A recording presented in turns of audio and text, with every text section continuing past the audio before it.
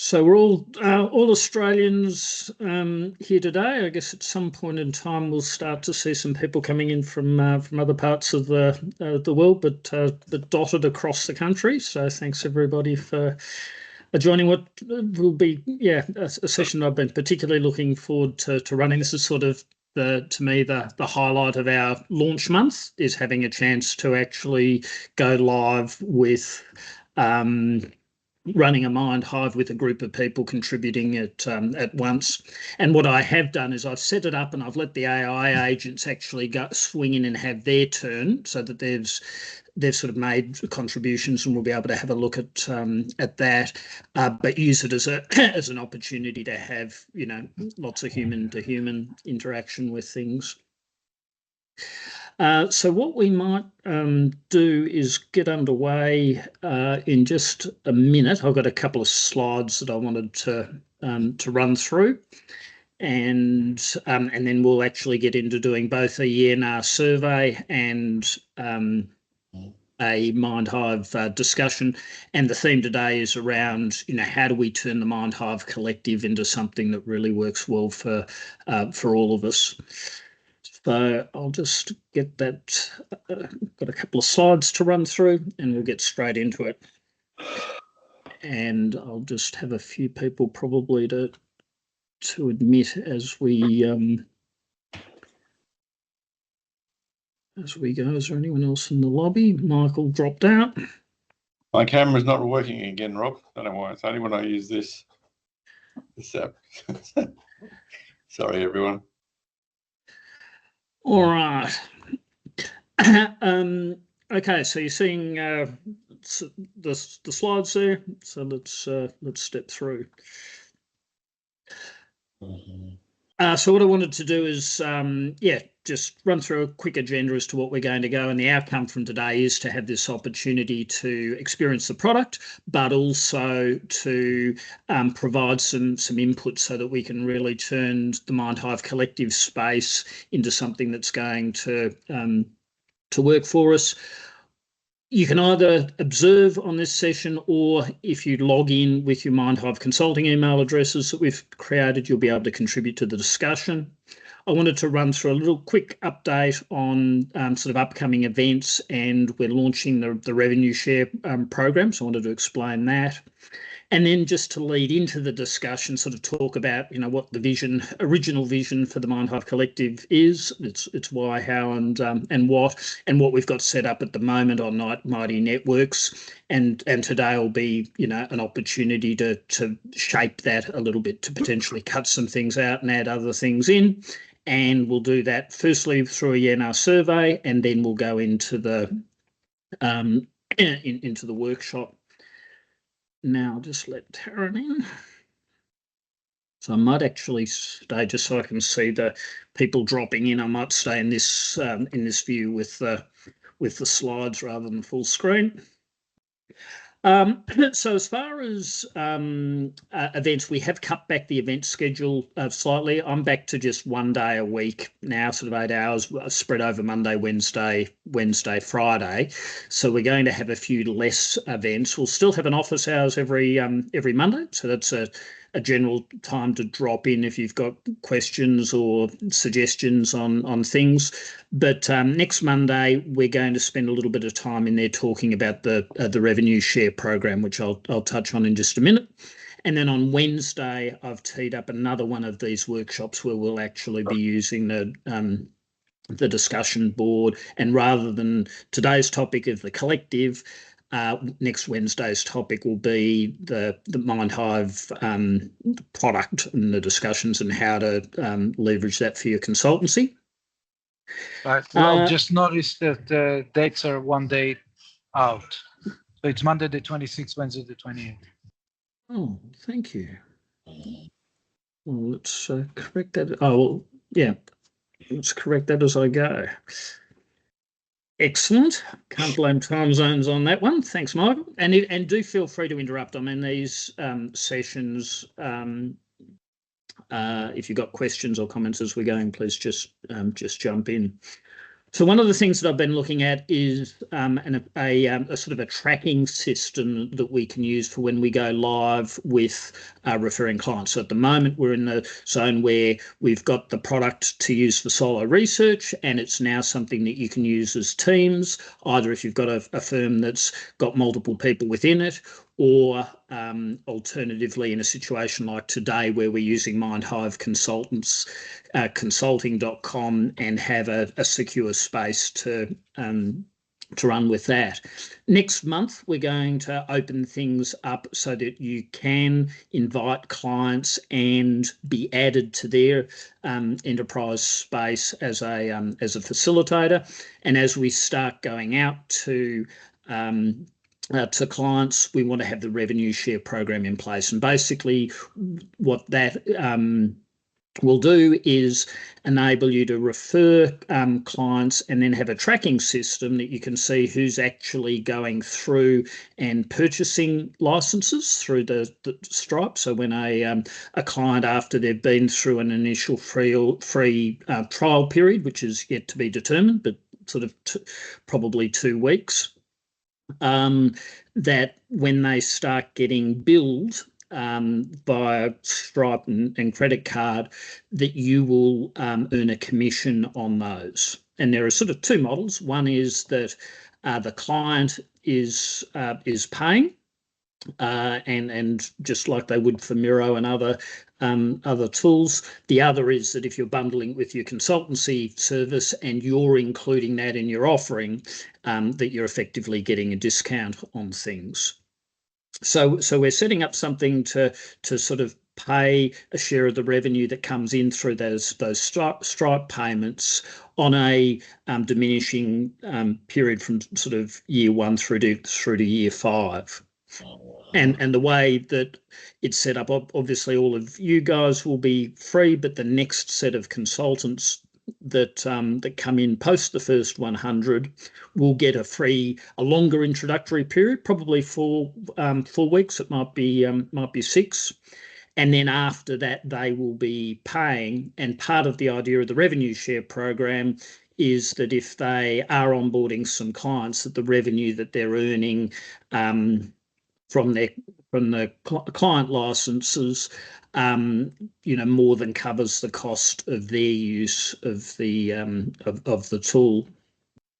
So that's sort of partly where this 18% figure comes from. We figure there'll be a lot of companies that have around sort of half a dozen people that are on, and that would put people into profit. But for people that want to be more actively involved with spreading the word, not only will you be able to earn commissions from clients that you're referring, but if you wanted to go out and let other consultants know about it when we get past that first 100, then they will eventually be paying for licenses, and you could earn commissions from their license fees. And what we've also putting in place after sort of reviewing best practice, and this is one of the things we're wanting to consult on at the moment, we'll be discussing on Monday. I will be publishing sort of a draft affiliate program, and before we sort of lock in the first wave of that, there'll be a consultation phase so that we can shape it. But I've spent a fair bit of time on ChatGPT looking at what sort of an optimum structure and how might we go out and grow Mindhive with leveraging this revenue share program. And we've decided to put in a second tier or sort of override commissions. And what that means is that if when you are set up on TrackDesk, it will have a system with a really good dashboard that you'll be able to see what's going on, and you will have a link that will track your referrals. So not only if you give that link to a client will the system track it and enable the commissions to be seen and paid, but it will also be something that if you wanted to share links on LinkedIn or through emails or through other ways, the TrackDesk system will keep keep track of all of that, and you'll be able to log into a dashboard and see who has registered, and as their licenses go up and down and their payments go up and down, what commissions you would earn. The override commissions mean that if you refer another consultant and they subsequently pay for a license, you would be earning money on their license, but you would also be earning at that second tier on their clients' licenses. So that's what the 5%, 3% and 2% diminishing over years means, is that you would be earning some of the revenue from what referred consultant clients are doing.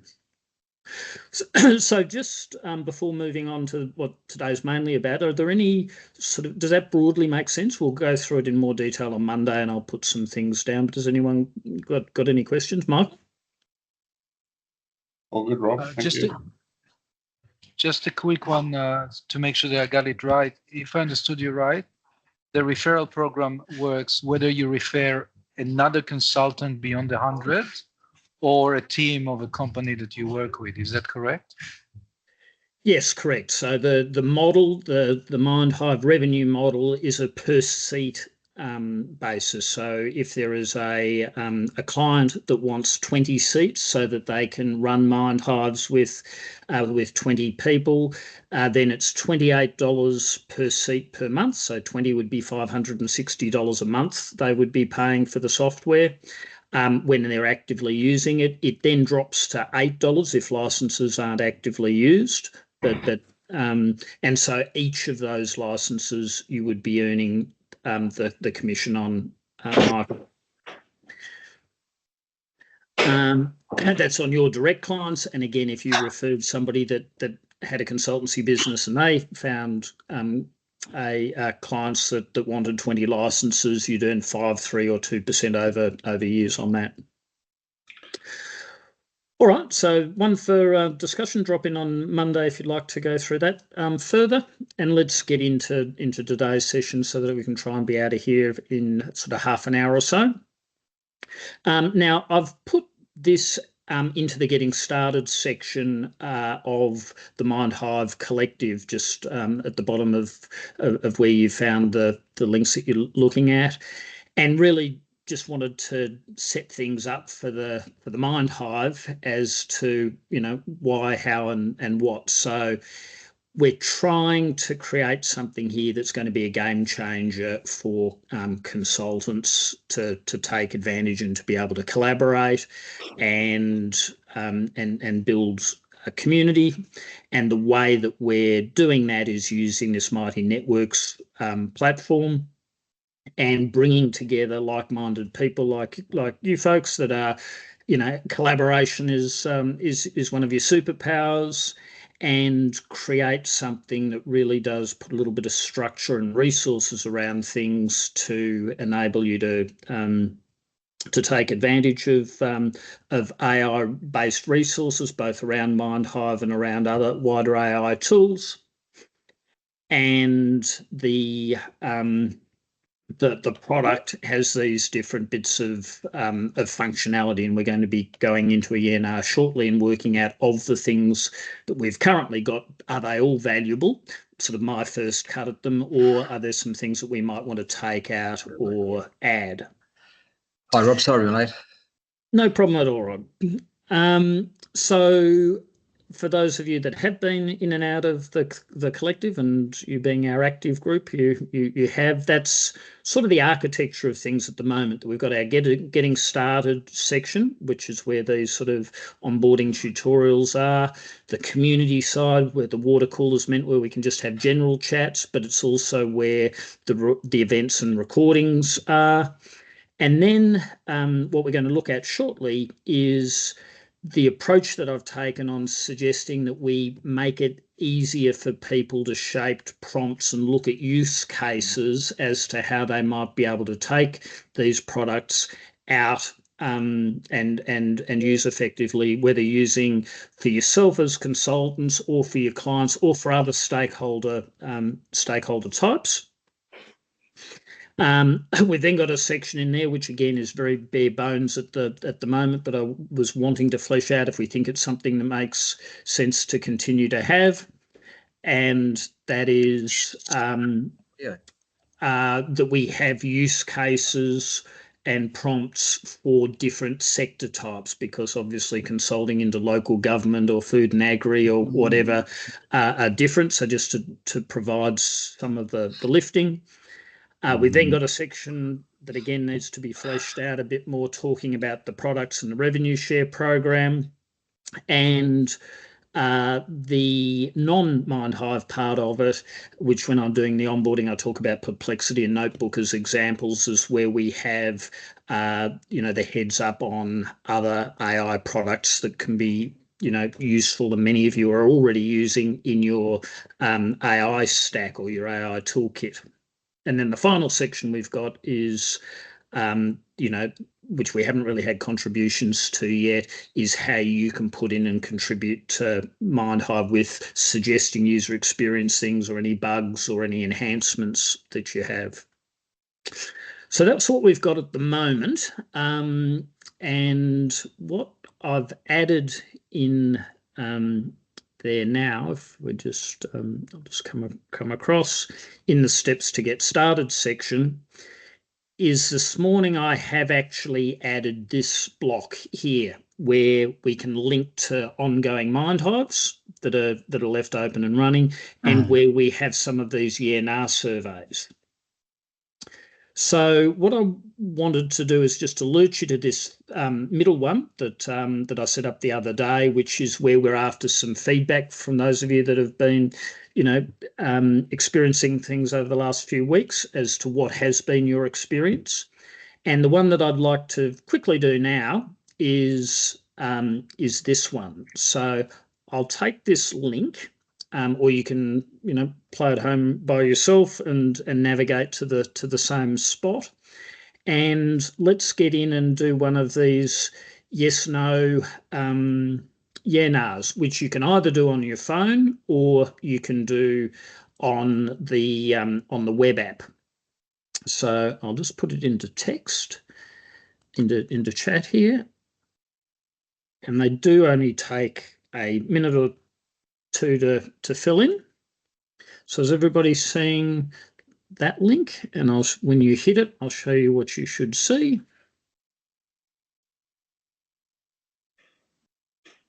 Not a callback error, I would hope.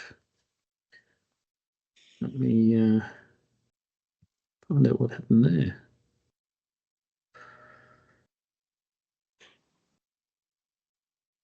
Has anyone clicked on it at your end? Any you?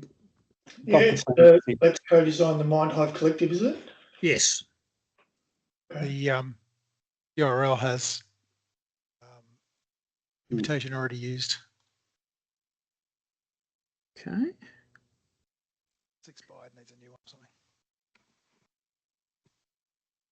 Let's type it in again. I'll just.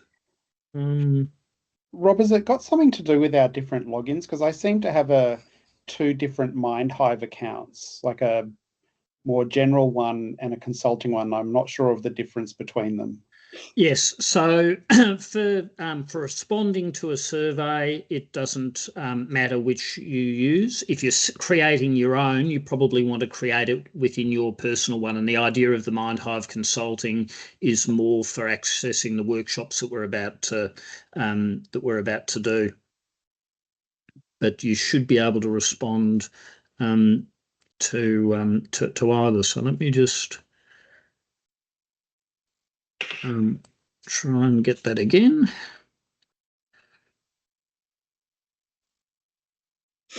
And then if somebody is in, perhaps if you could let me.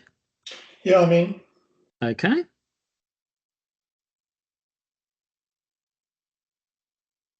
I'm madly clicking away here. That's it. So it's just a matter of sort of yeses and nos. Rob, can you show again how to get from the portal? Because I can't get it through the link. Okay, and But maybe I've got the portal try that link.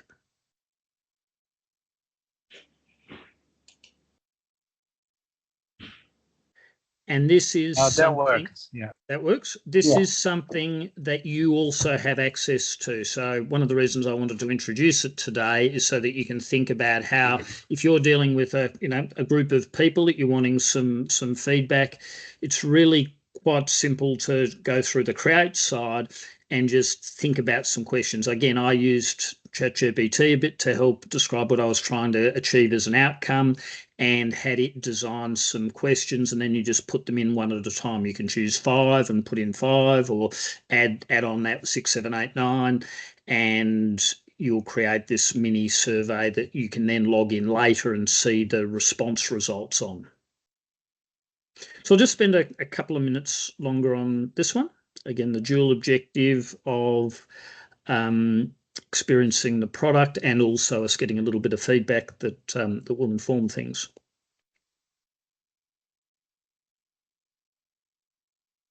On the third slide, when you say, sorry, I'm in a noisy cafe, I hope it doesn't come through. On the third slide, when it says valuable to include section that curates top external AI tools, can you be a bit more specific? Because I mean, I think everyone would agree that we're suffering a tsunami of AI tools. Okay, and this is how, really how would you choose what's there and what's not, that sort of stuff? Yeah. So what in that structure that we've got at the moment, creating a space for various tools that describe what they are and venues that we can discuss the pros and cons of using them as consultants. So it doesn't mean that you have to choose or try and find things, but at the moment on the Mindhive Collective, we have this structure and the ability to go in, and if you're wanting to find out what Notebook is and how that might be useful for a consultant, or what Perplexity is, or Claude, or some of these other ones, this question is that a useful set of resources to be able to visit and interact with that you would like to see built out? Or should we be thinking of trimming some of the things back in Mindhive? So that's what these questions are about. At the risk of sounding facetious, I would say that it's probably useful if you got enough years for a specific tool to be included. Because again, otherwise, I just experience, X has it, Instagram has it, LinkedIn has it. Everyone is just flooding with, this tool, that tool, and it's very hard to keep up with that. So if the choice is just an open war on any tools, I'd say no. But if it's like a curated people list voted for this particular tool to be included, it's probably a good idea. Yeah, and I think again, that's broadly it. So we've listed some of the main ones, and I think adding to it is something that we would, want there to be some discussion that people think it's useful. So we're using the wisdom of the crowd to do that. I would find it more useful for people to recommend a tool on a specific need, because as Michael said, there's no shortage of choice anymore, but how do I choose between them? And that's the problem I also think a lot of businesses have, is how do I choose, as opposed to what can it do now? Yeah, and hopefully those of you that are using things and finding that they're not helpful or that they are helpful can contribute to the discussions, so that we are helping one another filter that out, and that recommendation engine aspect of things sort of assists with it.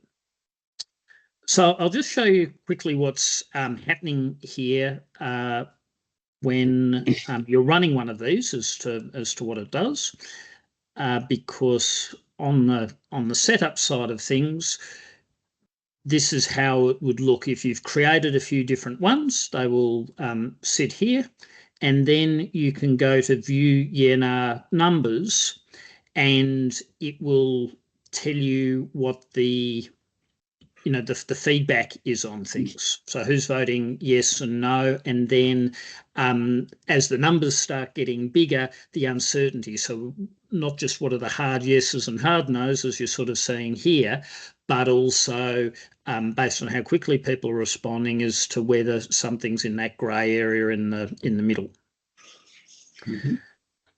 So the first things here were, optional areas, and we're saying that broadly we think we ought to hang on to them. And yes, some support for having a job board and project matchmaking area, and for having this idea of creating a space within the collective for challenges. Less support for having a section where we're talking about podcasts and blogs and AI-related things that are there. Freddie, over to you. Thank you. I couldn't get into it, but I'll talk to you about that later. But what I was wondering is, I had a look at this previously. You had an example where Ventia used it for some internal change management, and you've just done one there, and you're talking about us using it. Looks like the results come through live. What about the actual setup of these questions and putting together the form, as it were, Yeah, I'll getting put it a ready tutorial to together. launch? Is that a It's really quite is quick. that a lengthy Yeah. process, or No, it's a fairly quick one. I'll do a tutorial for how to do it. I set this one up in this morning within sort of 10 or 15 minutes after having done a little bit of research to do the survey design, and that obviously can have some impact on things. James, did you have something? I was going to ask the same question, actually, but if you put a topic in, does the AI split it up into logical questions? No. You would use another tool, whether it's chat or something else, to assist you with your question design, and then you just put them in here. And there is no AI determining the questions here. It is just a tool of feeding things back and making it easy for you to launch a survey to your audience. We'll build an app for that. And it's an app, yeah. So it works as an app predominantly, but it is also a desktop version of it that we're looking at the moment. Put your question in and get an app to spit out 10 questions. Yeah. Yep, no, that could be possible too. All right, so let's go over and have a look actually now at the discussion. So taking some of those things in, I created this Mindhive this morning, and off my prompt, I had these topics. So in looking at the collective, what is the functionality that we want to hang on to? What's this essential functionality? And the order of these shifted a little bit to how I'd put them in, but it doesn't really matter. The next is, how might our community enable you to future-proof your business? What benefits from being in the collective are important to you? Would you like, and how might you contribute to the community? If you have any feedback on our various products, Mindhive, Yeahnah, and what's coming with Proxy and Helix, and any feedback on the revenue share program, that's a topic. If you know of some things that we might be able to assist with to help you grow your revenue as consultants with more engagements or more clients, that's a topic. And what are we missing? And a few of those examples was maybe a matchmaking board or so on. Are there any other ideas that you can thinking of that really the collective could grow into delivering on, that we ought to consider when structuring? And then I've just added a few other ones that the AI didn't put in. How will we get more people to participate with this? How will we get our engagement levels up? And given that I'm sort of 1 day a week on this, as well as doing some onboardings, how do we start to turn the collective into something that is a member-driven community rather than it's a lecture theatre? So if to get into this space to contribute, you just log into Mindhive with your Mindhive Consulting. You can just tag along and watch today. That's not necessary. But if you have logged in, now's the time that we can start to contribute. And if you've got another topic that isn't similar to one of the ones that are here, you can just click Start a New Topic, and it'll just get added on to the bottom of the board. And if you want to read through and start to see what the AI agents have put in, feel free to do that. So we're going to spend probably about 8 minutes now, just having a read through what's there, having a think about some of the things that you saw with the survey. Now's the time for ideation. Have you got any contributions of things that you think you'd like to add? And please type it in. We can all contribute at once, so we don't have to wait for the microphone. But whilst people are doing that, if you did want to grab the microphone and share some thoughts, I can start to take some notes and put things into the Mindhive.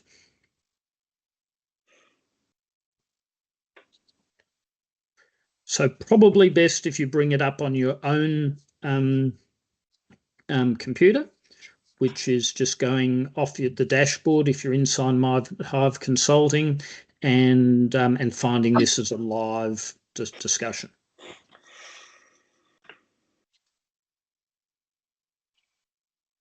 Rob, I'm probably being really remedial here, but I'm still confused as to the difference between Mindhive and Mindhive Consulting and the logins. Yeah. So you sent me a message saying login using my Mindhive name, but that asked me to set up a whole new account. It is a whole new account, Chris. The way that because we're in onboarding Accenture and also creating the security, what we're in at the moment, and I'll just duck out to the dashboard. So you go home is the dashboard. This space is the Mindhive Consulting space. So what we're sharing now is with discussions that we're sharing with this cohort of 100 consultants. It's a ring-fenced space separate to your Chris Hayward space. Right. Okay. And unlike Slack, where you can sort of toggle between them, we actually need to use different email addresses for each space that you're in. So I've got to reset up my consulting account. It's not so much a reset up; it's a second setup. Your first one will stay. This is an additional. Right. Thanks. And similarly, when we do open going out to clients next month, if you want to go into a client's space, they will need to be set up, but you will be, and this is the functionality we don't have at the moment, you from your main consulting business will be able to be added to their community. You won't need a third email address when that functionality is launched. I'll set it up for the next call, Rob. All right, sounds good, Kevin. Thanks. I had set up a previous profile, but I'll do it on the Mindhive one you sent me today. Yeah. Thank you. And yeah, we have got a bit of a hurdle that you need to get over there. You do need to fill the profile out before you get in. Yeah, I saw that, so I've started it. Okay, all right. See, that's where I thought I had mine filled, but it's not. I've done this like twice. All right, well, I'm going to just start to tease out some of these things. So as far as the use cases section, is that something of having prompts and use cases for stakeholder type and for sectors, whether it be, suggested prompts for dealing with government or dealing with food and agri and so on? It seemed that everybody, well, the small number of people who respond to the survey, that was useful. Would you like to see that continue to be built out? Yes, very useful. And yes, Rob, James, I think it's very useful for a lot of industries, I think. Yep. Agree. All right. Well, I might spend some time just getting the structure of that a little bit, and then we can perhaps review whether we, the topics, the industry sectors are what we think is appropriate, and then it can sort of grow organically from that. Totally agree, James. I would like to be spending some of my time getting some better tutorials in place, both video, but also I found a thing called Scribe, how that enables you to go through and do things, and it sort of creates screenshots and text rather than just video. Have we got any other? Bruce, I managed. Sorry, Bruce. Rob, I managed to get in, but which discussion was it? Yep, it's going to live, and then it's the top one in live, which is co-designing the Mindhive Collective. Are we doing one at a time, are we? No, you can you can all type in like James already has. If you have this link, the discussion number 6258, open on your computer and you're logged in as Mindhive Consulting, you should be able to comment and contribute to any of the topics that are listed there.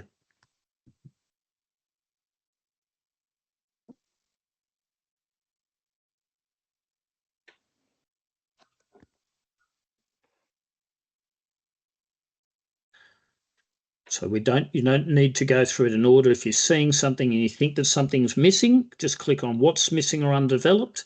It'll take you down to this section of the board where you'll see what an agent had to say. They've got a couple of resources, bit of discussion, It's not showing up as live on mine. Okay. Did you say it was 6258? No, you won't sort of just in the browser, but let me show you how to navigate to it, Michael. So are you here on the dashboard, and then you've gone to discussions and see how it's got closed, live and upcoming. If you click on the middle one, which is live, and then co-designing the Mindhive Collective is where we're working at the moment. So it's not showing on the live page that I have for whatever reason. Oh. Does the closed page have some things on it? Let's see.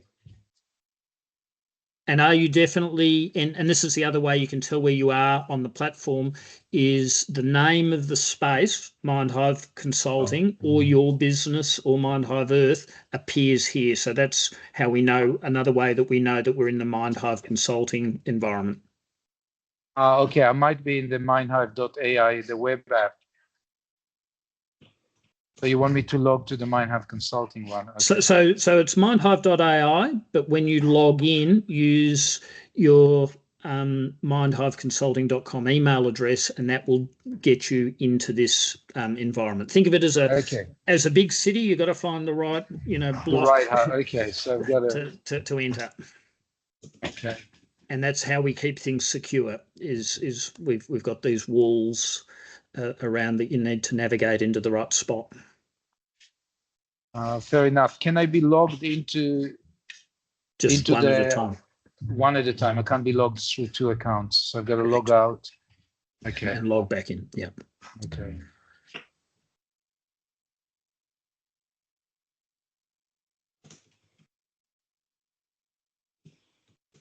All right. I'll just refresh the page, and let's just talk by voice too. And the purpose of today is to give me some direction as to how I sort of get the architecture, that structure, the left-hand menu at the Mindhive Collective. What do we want to be adding or thinning out? It seems like people are in agreement that that the use cases is helpful, that the getting started resources and other tutorials are going to be useful. How valuable do you think being able to get the heads up on other tools is? Rob, isn't it the same as anything else? You experience something, you get used to it, and by getting used to it, you get confident with it, and then off you go. Yep. Absolutely. And when you find something that you find's working really nicely for you, Rod, and you're enthusiastic about it, you can then tell your mates, hey, I found this thing that I think's really good, whether it be, one of our products or some other AI product. And those word of mouth recommendations are very valuable from people that you trust. And that's what we're trying to do here, is create a trusted community to short circuit the learning. And that's a good thought too, that if some stage in the future, if you had a clear comparison of the other AI tools, I know you're showing the details of some of them on your site, but if you had a comparison of how Mindhive is on benefits and choices as a comparison chart, that could be helpful too. Okay, love that. And that could, they're really useful. I use G2 quite a bit when I'm going to consider a software product. Like when we were trying to find the affiliate system and sort of shortlisted TrackDesk as the one to work with, I went to a website called g2.com that offers those comparison services, and you get those side-by-side analyses. So I'd like the idea of that. I might try and come up with a graphic that we can use for a few side-by-side clicks as to what's Notebook, what's Perplexity, what's Claude at a glance. I do wonder whether or not it's valuable to structure the. Sorry, I'm getting massive feedback on on my phone. But what I was just going to say is I think that probably the thing that's going to be really valuable is if it's tied to the case study that it's been used. So, you know, whether or not there's health related AI and whether or not you kind of have that structure of review around that. Yeah, Cara, I think that's good. And one of the things I put in the AI tools section is things like, you know, whether you're looking at for audio or for video or for data manipulation or these types of things generally. But I think the thing that you've touched on, and I have seen it, I used a thing called Jenny.ai for doing some literature review work. It was really awesome at going out and finding academic articles and summarising them and putting them into stuff. So those niche type things, if we have got us, you know, coming up with these sections for local government and food and agri and whatever, if there are particularly good tools that are sector related, we can just put those recommendations in. And what I'd like this to be is, you know, the beauty of this Mighty Network stuff is you can just contribute to the conversation. Everyone can put stuff in. I forget who it was that made the point. We don't want to just create noise here. As we're getting things in, if there is some consensus that something is good, then let's curate it and put it into sort of the recommended area, so that way you can read everything, but it's the recommended that we've got this a little bit curated to save time. There's bad AI tools out there too, everyone, and yeah, and maybe this is an example. Maybe we want an area of things, you know, beware sort of stuff, whether it be around privacy concerns or around hallucinations or so on. Would that be a useful feature, bearing in mind that it's just an internal community? Are we just looking for positive recommendations, or are we looking for a spot to also document some not so good experiences? Rob, I think in that regard, it'd be more a case of user experiences. You could have a section regarding, well, how have you experienced something elsewhere?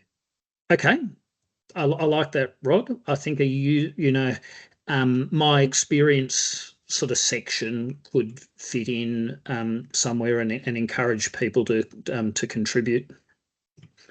Yeah, I like that a lot. I think I'll throw that in. And again, if sections if it gets a bit long and a bit unwieldy, we can always delete stuff later, or perhaps even hide and archive things.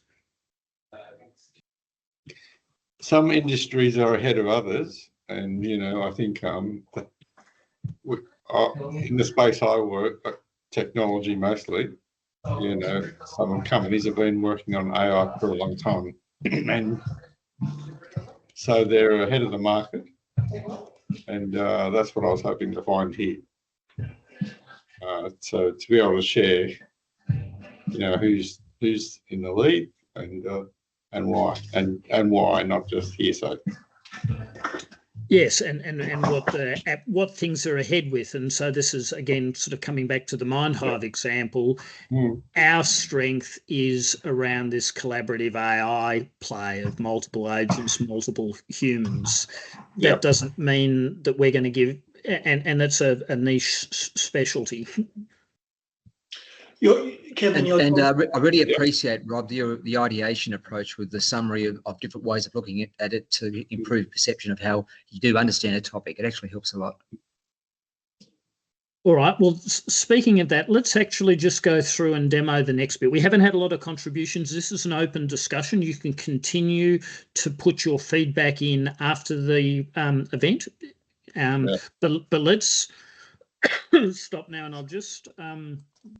well, not really stop. I'll just go on to the next section of the board. We have overrun a little bit. I've spoken a bit too.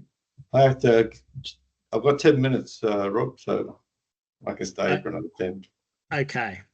All right, well, let's run for another 10. So if you've got to go, we're at the allotted time, and we've covered most of it. But for those of you that are able to stay on, and if you're logged in, you'll see if we move on to the next part of the process, ideation, that the AI has summarised these things and come up with these as sort of topics that will be useful for us. So James's one here of usage instructions is sitting there, community enrichment, all of these different things. This is where you get to vote. So if you're logged in, you get up to 3 votes, and you can just click on the left-hand one and apply your vote to what you think are things that we maybe need to concentrate on, because we've only got so much time. James, you had your hand up for a bit, I think. I was going to ask exactly that question, whether it's updating live. It should be, yeah. So if you all can click on your version of things onto ideation, and then have a read through those topics, and you can just apply your vote. Shouldn't we wait till everyone's had a go at commenting? I think we can go back and it will revise. Given that we're already over the allotted time, let's do the next couple of steps and see. And you can retract votes, and you can continue to add comments, and it will update and shape things. So there are a lot of things here, and if there's something that you haven't seen that you want to add, you can create a new idea and add it yourself.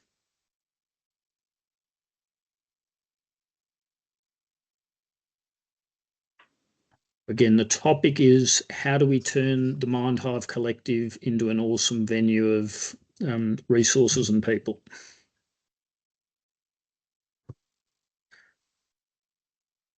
And Rob, you said you were going to add an industry stream here. Yeah. So So under the there is already an industry stream, but let's put it as something to expand. There's different industries at different stages, and some have started a long 10 years ago, and others are just starting now. So we need to recognise that. Yeah, and it may be that, part of the idea of this ideation is to pick a topic that we may in the future run just one workshop session on. And this would be an example of something to think about, sectors that are well placed now for wanting to benefit from these sorts of things that might become good targets for you to go out to with your consultancy business, even if you don't have clients in that space yet. It'd be good to have follow-up meetings and discussions. You might think of something later, and it's a good place to chase opportunities here. I think that's why I'm here.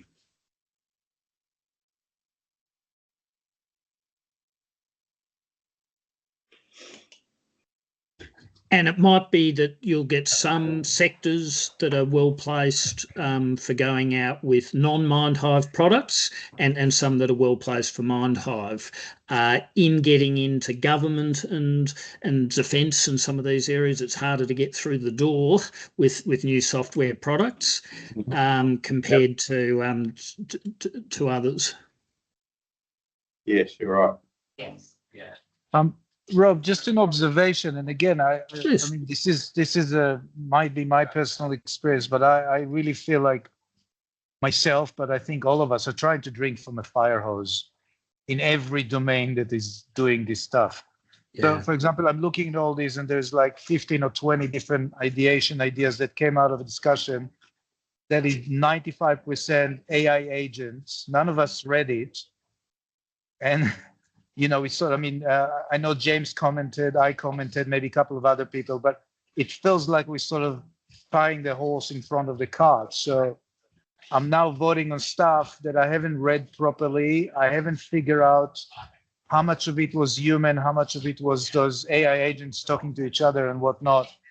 So it might be worthwhile thinking of some sort of a mitigating element, like a mid-state. For example, you have to engage with a discussion, you have to make comments on 4 different subjects, before you're allowed to actually vote for that sort of stuff, because otherwise I feel it's unwieldy. Like, you know, we might end up with decisions that's made on people who had 5 minutes, zoomed in, read the 2 lines underneath the title, decided that that's what they want, had no idea what's the discussion underneath it, what people thought, what people contributed, and so on and so forth.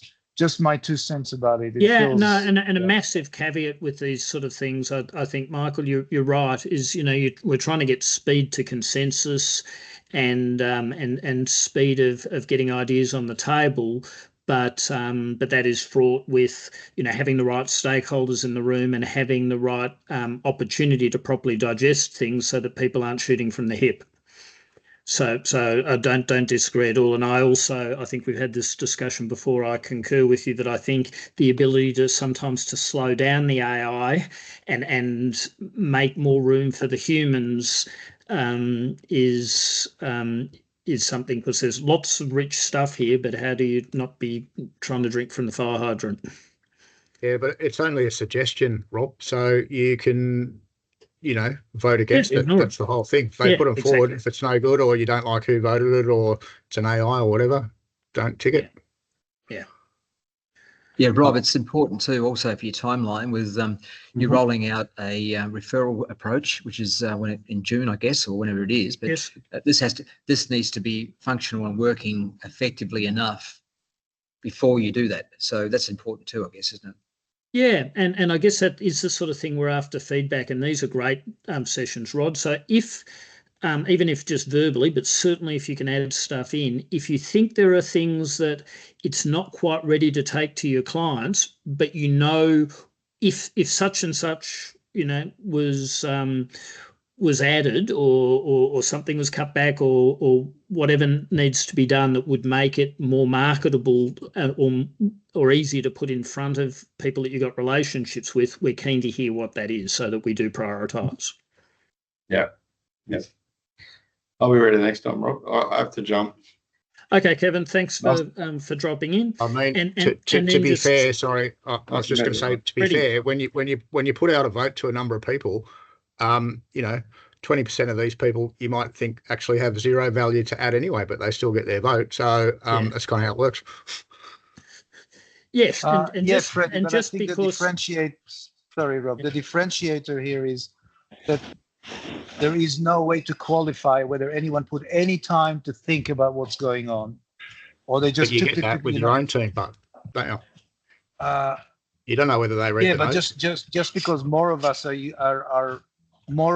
up, you know, sort of applying a process which is not thought through doesn't make the process better. No. True. And so as it sits at the moment, these are the things that have come forward. And of course, when you're running one of these, it doesn't mean that you have to decide to do a Mindhive on any of these, but it's giving you a sort of a short list of things that, there seem to be a few people that think that the usage instruction's an important point. Let's break that out as a separate topic to work out how we make our usage instructions more user-friendly, effective, at the right sort of level of detail, and we could run a whole session just on that topic of making that best practice. But I think, Rob, you know, the point that I've got out of this is that this is the first time I've seen it get to a conclusion, and I really appreciate that. And, you know, we wouldn't rush things so quickly normally, and so, you know, I now have a model in my head how it works. So that's what's good about today's session, I think. Yeah, and this was the first time I've actually seen it. I've been, you know, I've sort of seen the vision 3 or 4 months ago, which is when I lent in to help this get to market. Today is the first time I've actually seen it in use in a team environment, and it is interesting seeing a few of these things, you know, coming out.